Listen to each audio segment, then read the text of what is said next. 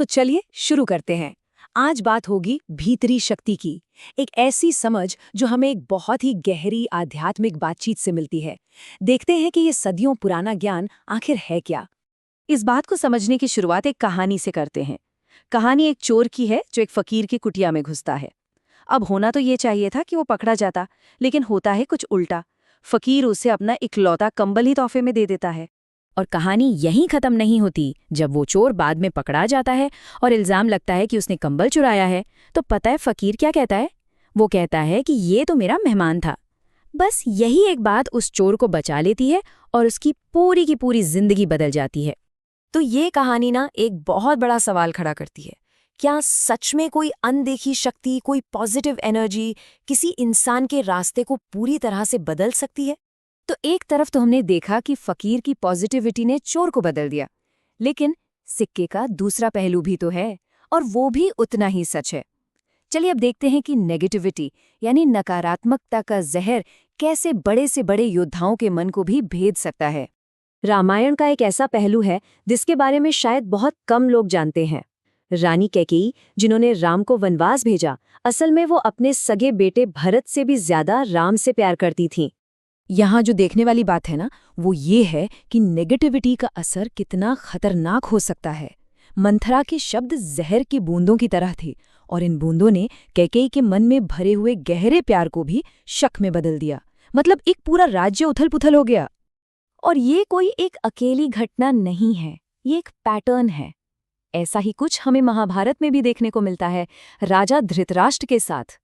वो एक बुद्धिमान राजा थे, लेकिन अपने बेटे दुर्योधन के लिए उनका मोह इतना ज्यादा था कि उसके एक झूठ ने, एक छोटे से नेगेटिव बीज ने पूरे महायुद्ध की नींव रख दी।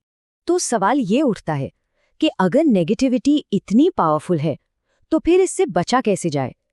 इसका जवाब छिपा है चुनाव में, अपनी इच्छा शक्ति में।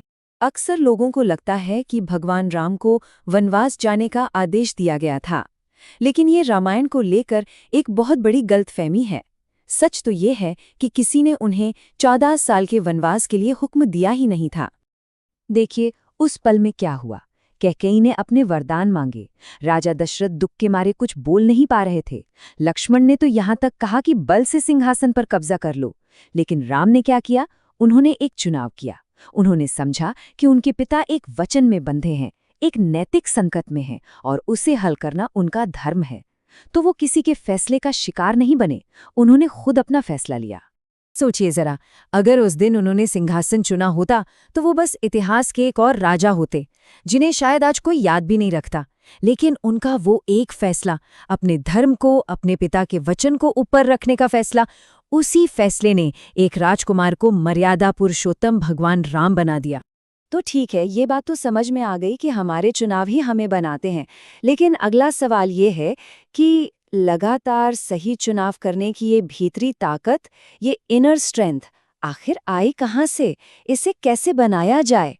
इसका जवाब हमें आभा मंडल के कॉन्सेप्ट में मिलता है। आभा मंडल मतलब एक तरह की हमारी अपनी एनर्जी की शील्ड या एक सुरक्षा कवच।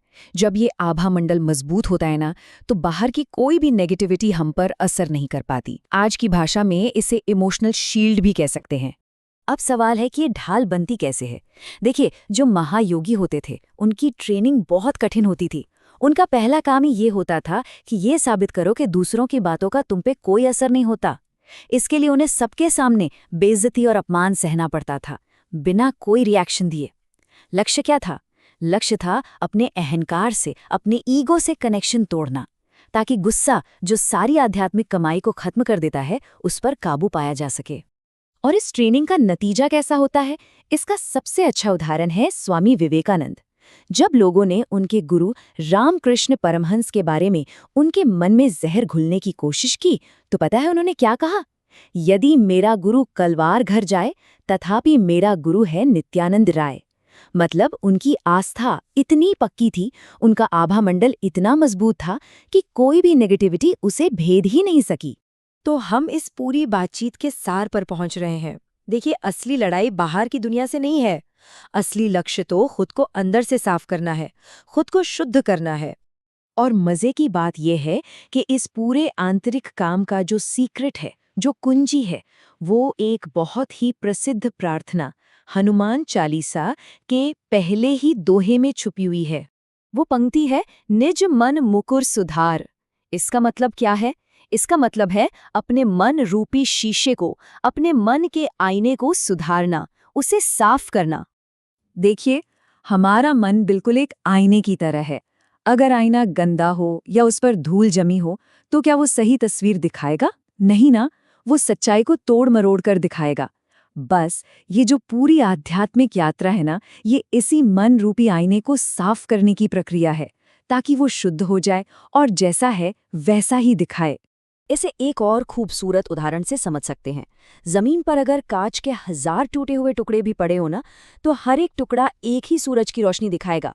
बस लक्ष्य यही है, खुद को कांच के एक साफ टुकड़े जैसा बना लेना, जो उस दिव्य प्रकाश को, जो हमेशा से है, बस उसे सही सही रिफ्लेक्ट कर सके।